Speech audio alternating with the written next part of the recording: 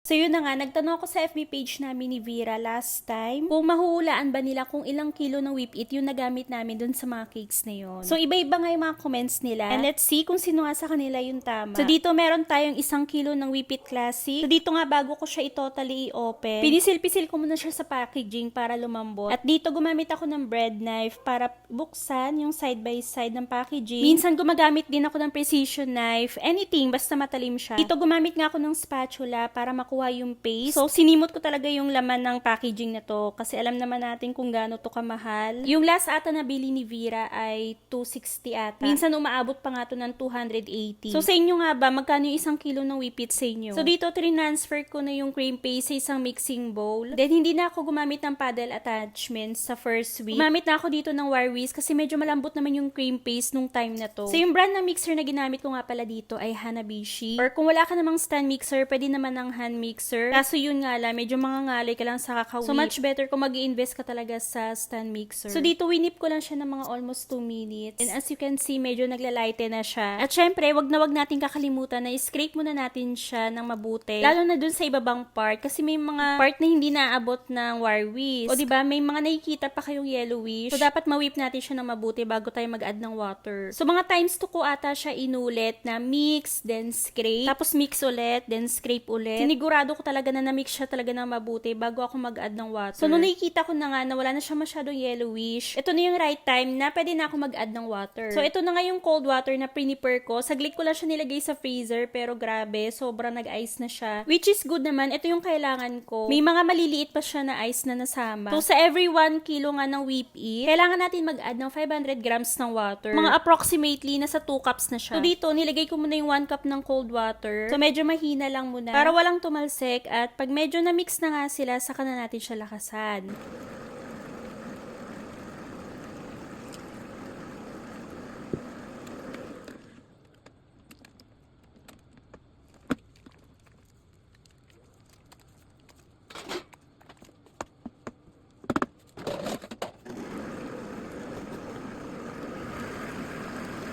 So dito, dahan-dahan na din ako nag-add ng cold water. Then, continuous lang yung pag-mix ng mixer.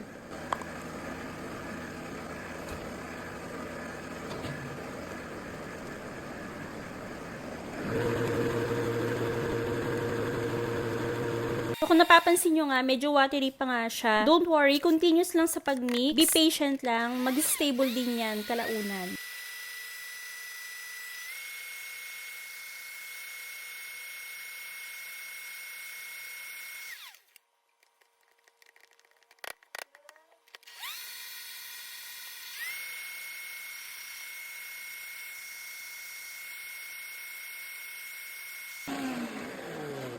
Sa totoo lang, hindi ako nagta-time kung kailan ako magsa-stop sa pagwiwi. Saka pa nag-double volume na siya, okay na ako dyan. So, tignan nyo naman, halos mapuno yung mixing bowl natin ng whip it. Parang 1/4 na lang, mapupuno na talaga siya. At tignan nyo naman, sobrang light and fluffy niya. So, dito, kinilo ko pa talaga siya kung ilang grams yung nagdagdag. Kasi nga doon sa packaging, di ba, 1 kilo. So, nag-add tayo ng 500 grams ng water. So, dito nga, naka 1,444 grams lang ako. Kasi cups nga lang yung nagamit ko kanina. So, yung 1,444 grams na yun kanina, hinati ko siya. Dito, nag-separate ako ng mga almost 500 grams. Kasi ito yung gagamitin ko para sa final frosting. So, hindi ko pa nga alam kung magkakasya to mamaya. At sa natirang whipping cream naman, ng mga almost 1,000 kilo, ito yung gagawin kong pang filling sa mga cakes. Then, ipang ka-crumb coat ko na din. Syempre, lagi ko yung ginagawa. So, medyo napadami nga yung nagawa ko dito. So, sa paggawa naman ng chocolate frosting, nag-add lang ako ng Bakersfield Flavorade na chocolate ang flavor. Then, nag-add din ako ng 1/8 cup na cocoa powder. So, yung una kong frostingan dito ay 7/5 lang dapat yung size. Pero, syempre, umaabot na to ng 7/6. And for the filling, naglagay muna ako ng chocolate frosting. Then, nag-add din ako ng chocolate fudge para mas mag-reach yung flavor. Dame un grrr, un qué, un grrr, un qué. Dame un ta, ta, ta, ta, ta, ta. Okay, vamos.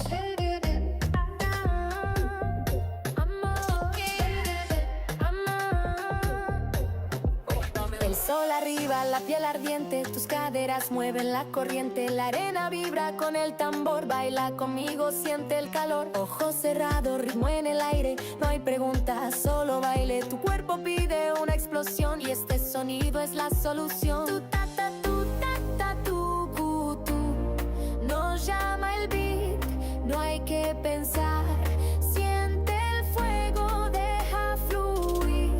So dito, ito na lang yung natira ko para sa final frosting. Kinulang nga ako. So dito, mag-a-add ako ulit ng frosting na pang-final natin. So mga 540 grams nga ng whip it yung in-add ko dito. So dito, wala talaga akong dinaya ha. Pinapakita ko talaga kung ilang kilo ng whip it yung nagamit ko.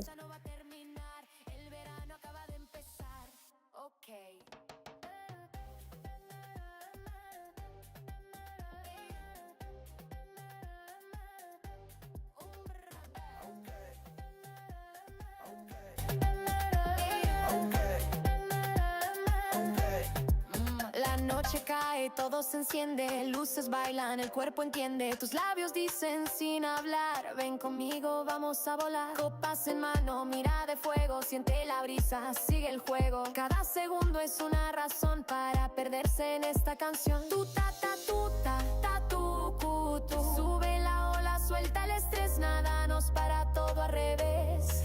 Esta vibra es solo placer.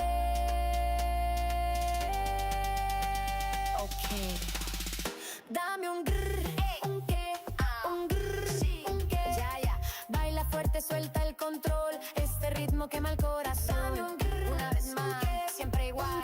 Dale ya, sin parar. Esta fiesta no va a terminar. El verano acaba de empezar.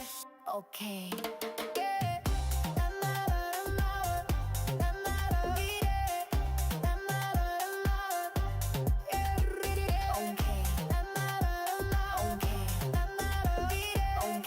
So, ito na nga yung mga natapos kong frostingan. At ang total lahat ng grams na nagamit ko dito ay 2,201. Which is parang mga nasa 1 and 1/2 kilo siya. Diba, ito yung mga na-frostingan ko. Isang 7x6, dalawang 8x6, at 2 dozen na cupcakes na 3 ounce ang size. O diba, ang bongga, kasama na dyan yung filling, crumb coating, final frosting. At may mga natira pa nga akong icing dito. Siguro mga nasa 1/4 pa ata to.